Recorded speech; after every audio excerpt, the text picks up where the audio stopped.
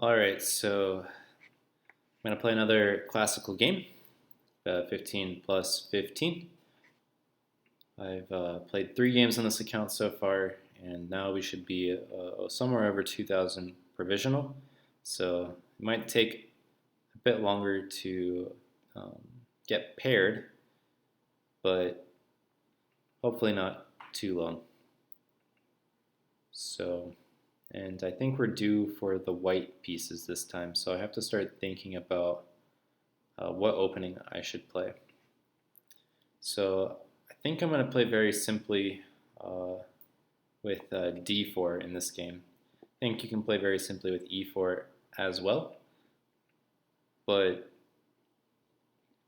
I prefer d4. So I think the simplest way to play here is with knight f3. Don't worry about any of these Budapest gambits, although they're not exactly problematic.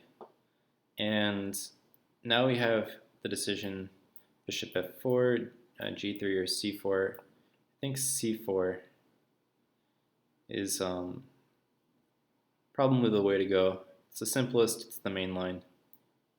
Just play knight c3. And black has two main options here, and probably c5 or c6 or other options. c6 is pretty popular, actually. So probably in order of popularity, if I remember correctly, it should be bishop e7, c6, c5, or probably, sorry, bishop e7, c6, bishop b4, c5, something like that.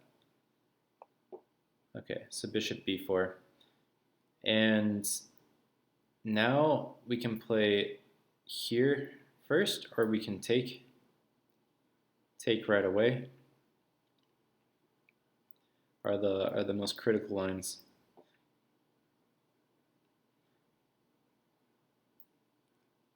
I think bishop g5 is main line, and h6 is main line. And then if you're going to do that, you should really take, I think, because if you come back, then there's some problems with taking on c4. Now this is interesting. You don't see this very often. And now if I just get to play this move e3, I think after h6 I don't have as big of a problem with the c4 pawn. Of course, I can also take here,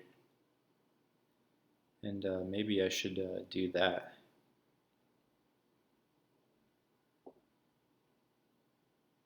Now that the knight is in the way,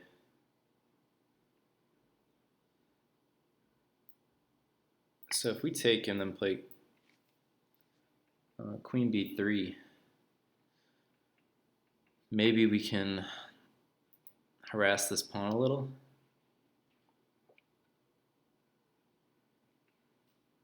Maybe he'll just play c5. I'm not terribly concerned with him ganging up on this knight, at least not yet. So I think e3 makes some sense. If he, okay, so now I have to consider queen coming out to a5. So maybe, I really don't want to play a move like rook to c1. It might not be where I want the rook, considering that this file is kind of obstructed. Maybe my rook serves better helping push a pawn. Maybe I ignore all of this entirely. Play here. If he comes after me, I just castle, and then I play for some quick activity. He seems pretty solid though. I don't know if I can get away with that. So maybe it's in my best interest to do what?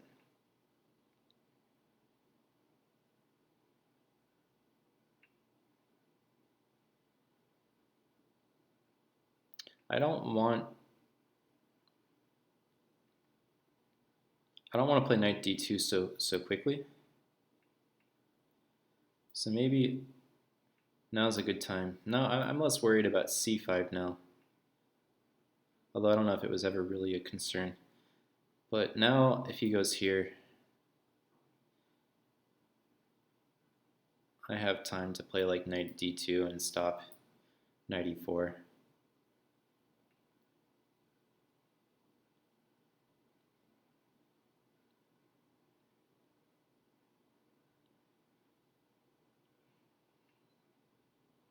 Or knight e4 is probably not even a concern. Probably I play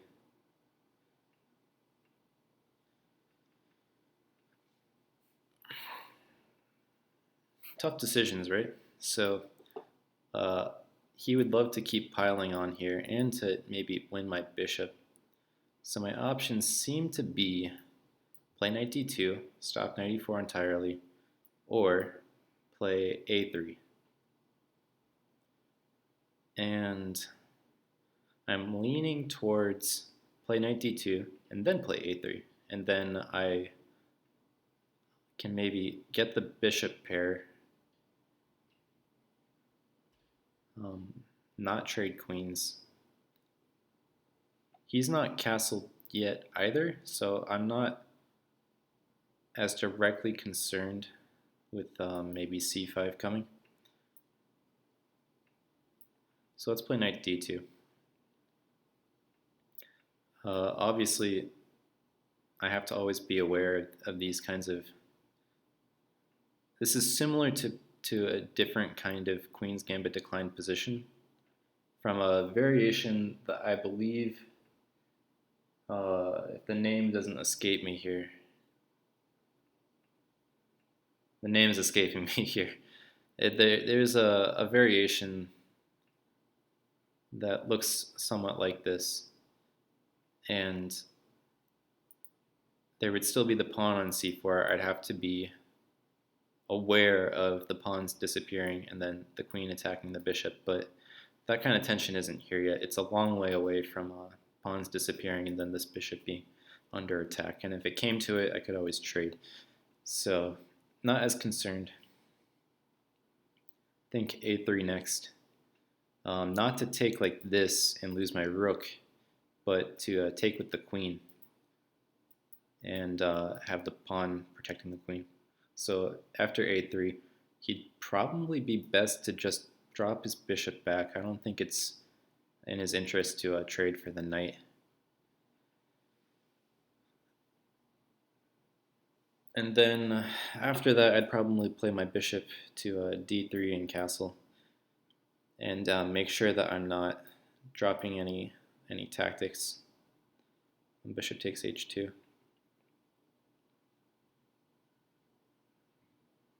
Maybe my knight has to come back to f3.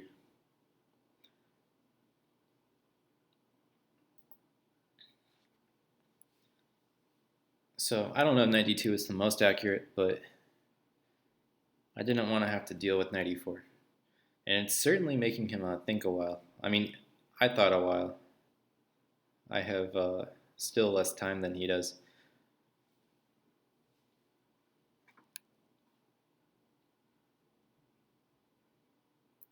I mean, moves that he has, kingside castling, would be normal.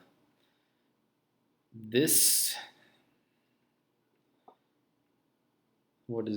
so I don't think I want to play here. He might come after my bishop at some point. I'll just drop back here. And I'm not really afraid of him coming after my bishop because this really weakens his king side, and I might be able to take advantage of that in the middle game. So I don't know if h6 actually was a good idea for him. The scenarios I talked about with the bishop coming to d6 and maybe there being problems on h2, now I have this extra option of playing bishop g3 to counteract that kind of pressure rather than having to come back with my knight. So it's a trade-off. If he castles, maybe he wanted to play h6 at some point anyways, and never have any back rake problems. But he's given me an additional option in the middle game, and what I consider would be a pretty likely scenario. So we'll see what comes of it. Still on the agenda here is bishop d3 and a3.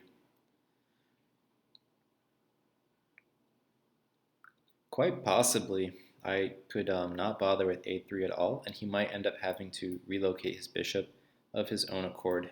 So I think as long as he has no tangible threat, actually, well, bishop d3, I need to be extra cautious of c5, because then c4 would be a threat. So like if my bishop were here and then c5 were to happen, then all of a sudden I have to start thinking pretty hard. And I don't want to take that because then I'd have this knight coming here and forking my pieces. So actually maybe a3 is best after all. If c5 now, I'll play a3. Prevents c4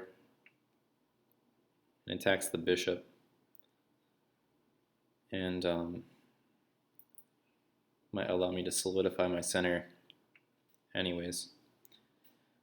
And then if he were to get some sort of clamp with my pawn on c3, I think I could play around that.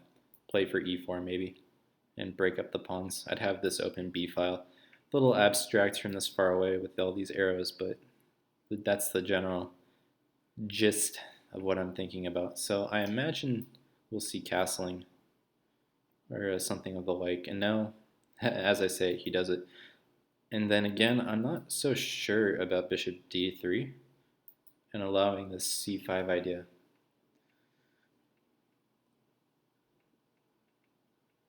Although, then I could still play, no, after a3 he would take, and then, or I guess I could do queen takes.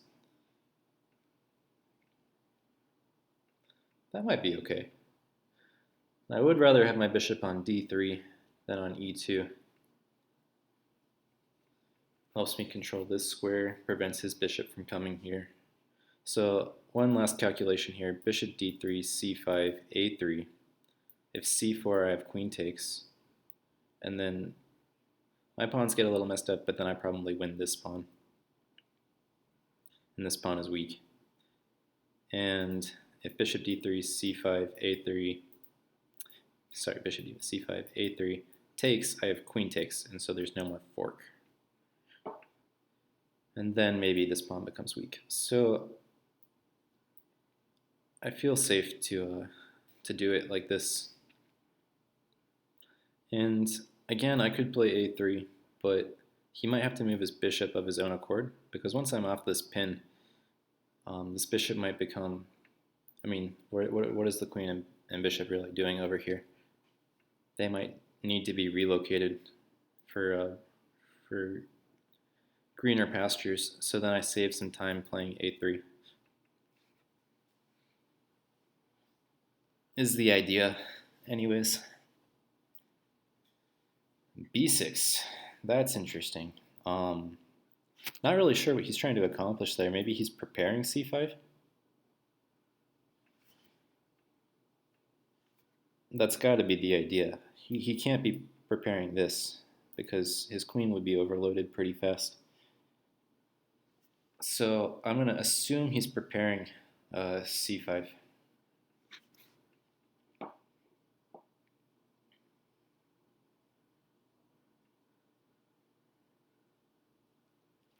And so the question is, do I castle, or do I do a3, or do I do rook c1?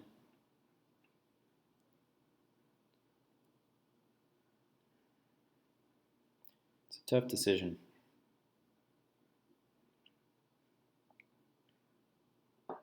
Maybe rook c1, c5, a3, bishop takes, and then queen takes, and then I can have my rook on the c file. I don't have to take back with the pawn.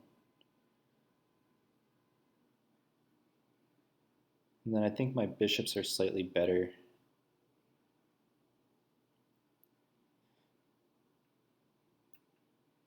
So I kind of like that idea. If takes, no. I guess I can just take with the rook. I forgot that I needed to keep this pawn protected.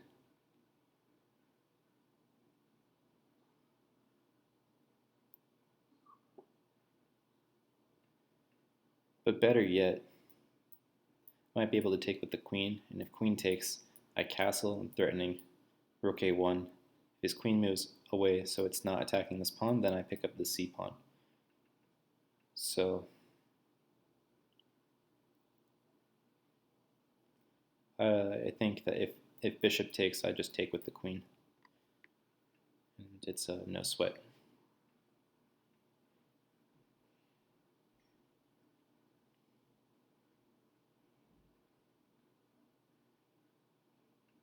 I mean, alternatively, I think b takes is also fine. And then my rook isn't poorly placed to play c4 at some point. I gotta say, I'm not really sure. Feeling pretty indecisive about this game.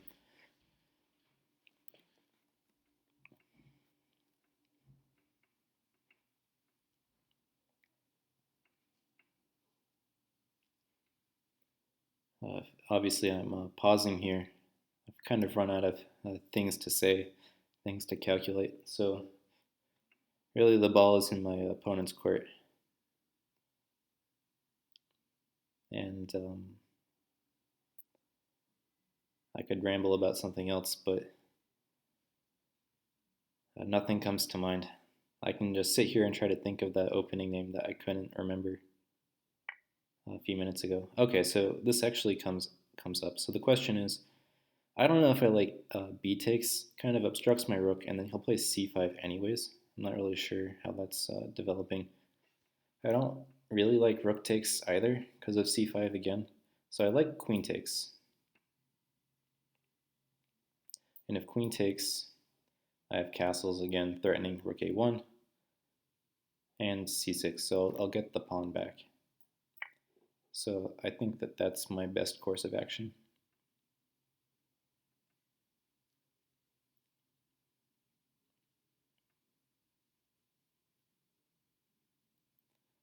So the question is, if he takes queen, do I take with the rook? Here I might take with the pawn.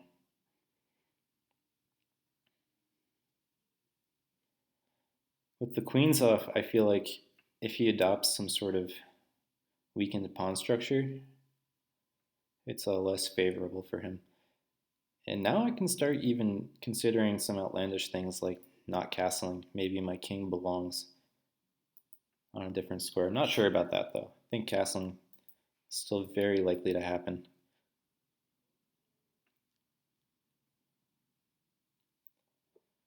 I feel like he's still going to play. Oh, so he plays in this way instead. Interesting. So I can play a4, and if a6, I can play a5 and kind of shut down. He obviously wants to bring his knight here. And if he did that, I could take it and it wouldn't be a huge problem. But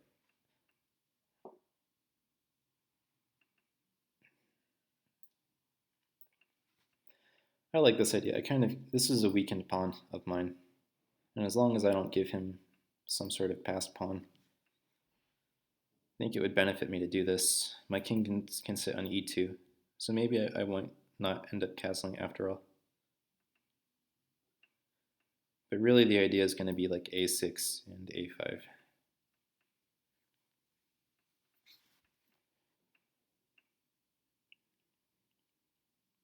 And we're trying to see how, notice that all of his pawns are going to be on these light squares. It's going to be a pain for his bishop. My knight's going to come here in all likelihood. Actually, he has c5. I completely forgot about that.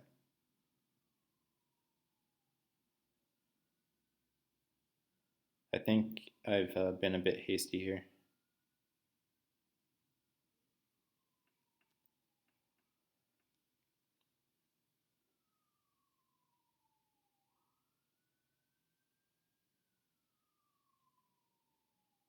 If c5,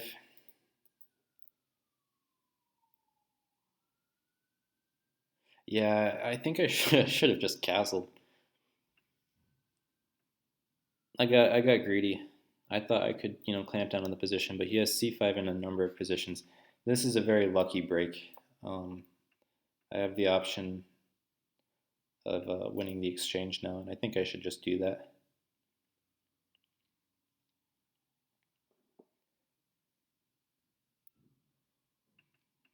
So hopefully the commentary is good. Hopefully it's better than the actual chess. Okay, I'll take that. It's a very powerful bishop. I didn't have to necessarily make that exchange, but I don't see why not. So now I want to sink my knight into c5, and if he brings his knight to oppose that, I'm happy to give up my bishop at this point. So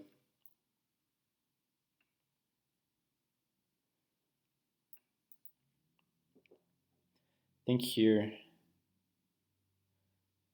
it's in my interest to castle or bring my king up. If his knight comes here, I'll take it, and then my knight will come sit here. Actually, he might be planning to go something like this soon.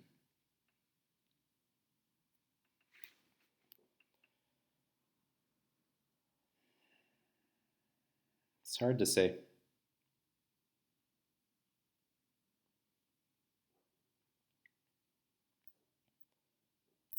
It's an important decision whether or not I want to trade things. But I can prepare for this. Okay, I think it's in my interest to castle. Knight c4, I'll just snap that. And otherwise, I think I prepare for e4.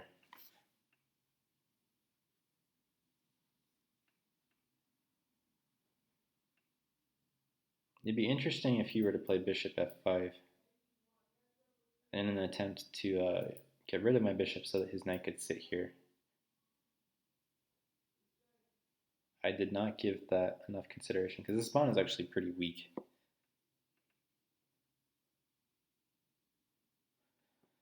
So maybe I don't trade bishops in that scenario. I just play bishop e2. That means that my plan of playing e4 is probably not going to happen. That's too bad. Then maybe I can play for like f3, g4, or actually, yeah. This is what I meant by like my dark square bishop, not necessarily having to trade it for the rook. Notice like all of the dark squares here are incredibly open. It would have been a very powerful piece. There was just no guarantee that it could stand forever. Like imagine if my bishop were here, guarding this pawn, or here or here. It would have been very, very strong. So I'm going to be curious to see what the objective evaluation on that would have been.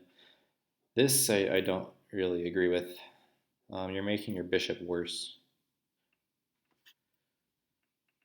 And I think that bishop would have done well to be traded for mine.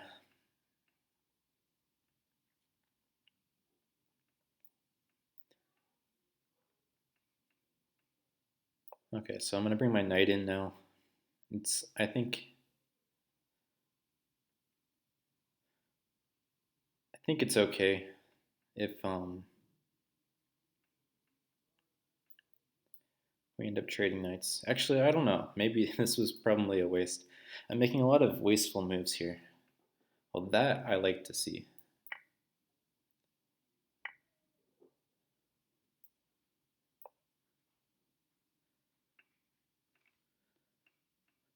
So now I don't have really any worries of this pawn being attacked.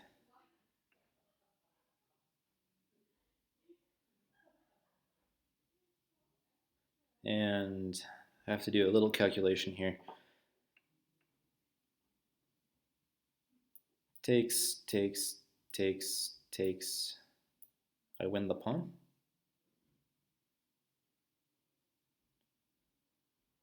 I mean, my pawns are pretty ugly. No one's debating that. But it's, a pawn is a pawn, and I'll have up the exchange.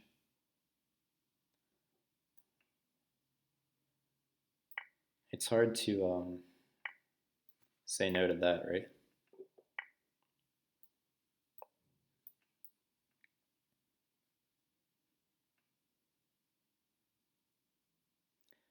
And it's not even so clear how he gets the rook out. Something like this, all of a sudden you're dropping your bishop. And if you bring the bishop out, well, what square do you bring it to?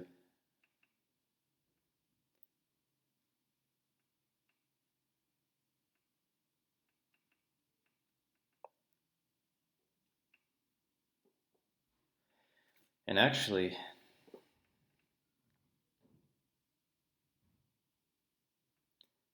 if I can trade, this pawn might be completely useless if I can, not useless, but it might be not worth my time if I can instead trade rooks, shuts down all of his counterplay, and then I just go after this guy. Well, then I just, queen my pawn. So actually, I like that idea better. I mean, he'll probably go here, but at least I brought my rook to the open file with tempo, and you never know, he might slip up. So now I'll take the pawn. I think I'll sit here, and his rook doesn't really have a great way in. I have to be a little careful. Imagine if his rook were here suddenly and I start getting attacked on my second rank. But I think it's pretty easy for me to play e4.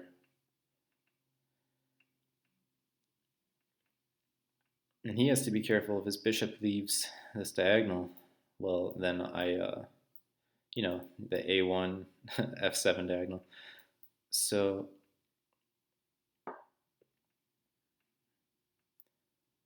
where do I want to go?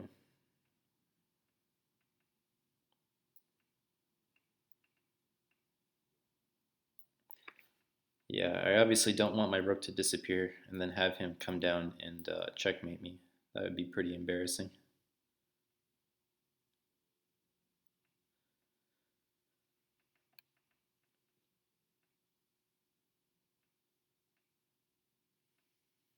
If his rook leaves a8, I definitely want to be able to play rook here. So I think my rook needs to stay on the first rank, because if let's say I bring it to the second rank, and then rook here, all of a sudden I have these threats, so I have to play h3.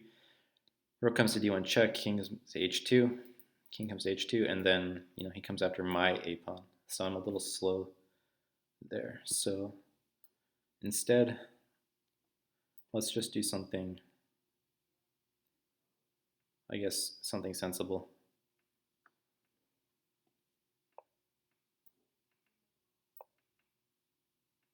He can come after this pawn, but I'm much faster. And I'm not worried about rook here and bishop here, because again I have e4, which was part of the idea behind playing rook to e1 and not somewhere else. So he can give up this pawn in order to defend, and that might be his best bet.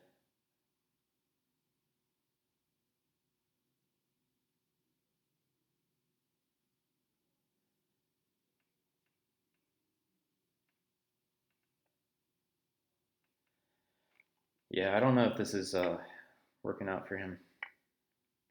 I think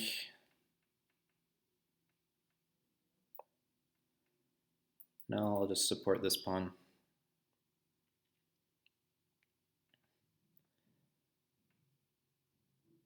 And it'll take him too long to come and stop it.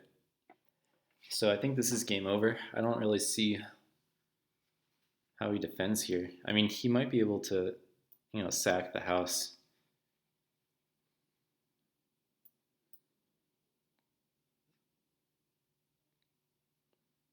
But I mean, that's just flailing at this point. So feeling pretty good. Yeah, this was definitely. I get the impression that this was a really ugly game.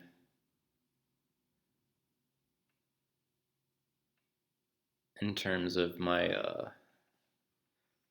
accuracy.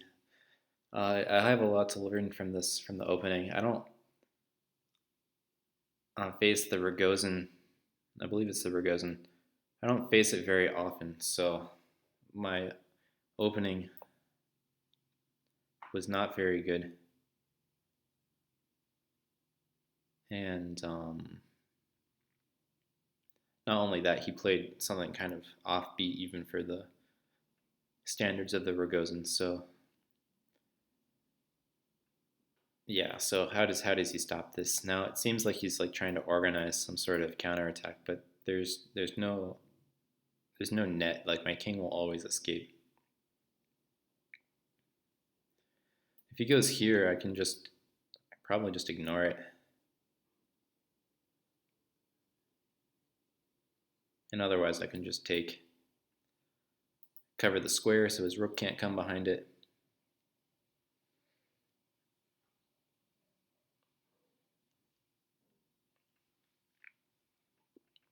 So at this point I'm expecting a resignation.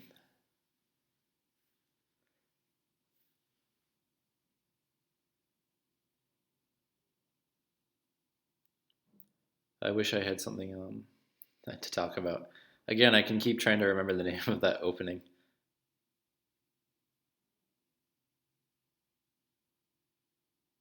I remember there was a pretty well-known game that in that opening where Garry Kasparov was black and a very young Magnus Carlsen was white. I think at the time Magnus was still an IM, so he was probably like 12 years old or something.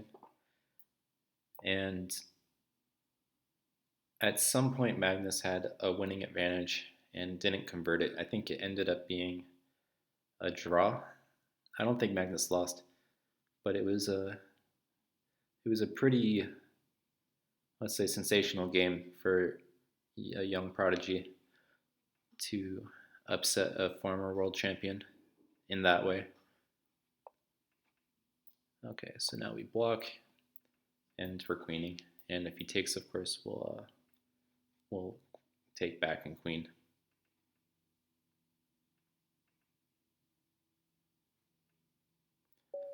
And there's the resignation. So he'd like a rematch. Unfortunately, I don't have the desire to rematch. So let's bring this to the analysis board.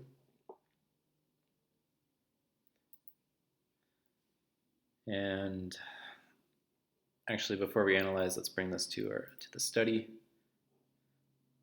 So you can see it's called Darcy YouTube's study. So since my name is Darcy YouTube, that's just the generic name. And this is a public study, so feel free to look at any of these games. I don't really have any annotations thrown in, but you can play around with them. I think everyone should have access to, I'll just request the computer analysis, why not? I think everyone should have access to the local engine and the move book. So let's look at this opening because this is very interesting to me. C4, so this is pretty normal. This is the Ragozin, bishop g5, main line. Yeah, and then h6. And what I was mentioning in the game is that you pretty much have to take because things get pretty tricky after, let's say, like bishop h4. You can see it, as I said g5 first, but actually d takes c4 first is probably more accurate. And it becomes very tricky to recoup this pawn. Imagine e3, b5. And, pawn is a pawn. White needs to prove something here. So after knight b to d7, yeah, I felt like this was normal. E3, c6, and I played an offbeat move. Bishop d3 makes sense. I was a little scared of complications. I mean, I could always trade the bishop for the knight, so I cover the e4 square. I just didn't want to do that, so that's why I played queen b3 first. Although the computer is validating my move, that it wasn't, queen b3 isn't a bad move. It's very possible. Queen a5, I think knight d2. Yeah, I agree. I don't think I have a great. I don't think I really have an advantage here. Very, very slight, maybe. But I felt like this was the safest way to go about it. H6, bishop h4, castle, bishop d3. Yeah, b6 kind of surprised me. So I guess rook c1. Yeah, rook c1 is the kind of move that I end up making. It's a fault of mine. I should just play, I'm here to play simple chess, right? So I should just castle. Rook c1 doesn't really further my cause. It just makes it so that I can take back and have my rook staring at my pawn. So, I mean, I still like my position. b5, I kind of forgot that this was a possibility, but okay, so this wasn't as bad as I thought. I thought maybe this was a little too much, a little too ambitious by me, because this pawn's actually kind of weak. If this knight, if he was to actually solidify a knight here, then I'd have to babysit this pawn forever. And yeah, knight e8 was just unfortunate. So yeah, obviously I should take,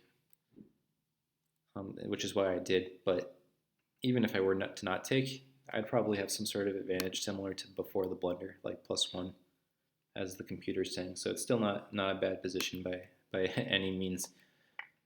So takes, knight b3, all this made sense. f5. Again, this move kind of surprised me because he's not doing himself any favors. Knight c5, knight e4. And yeah, I'm happy to trade that off. We get closer to these kind of good knight versus bad bishop situations, although he's probably going to trade knights. And then here I just had this opportunity to best move king g8. That's pretty funny. So you know you're in trouble when your best move after this pawn captures is to play king g8. Yeah, this didn't help him. I could have obviously been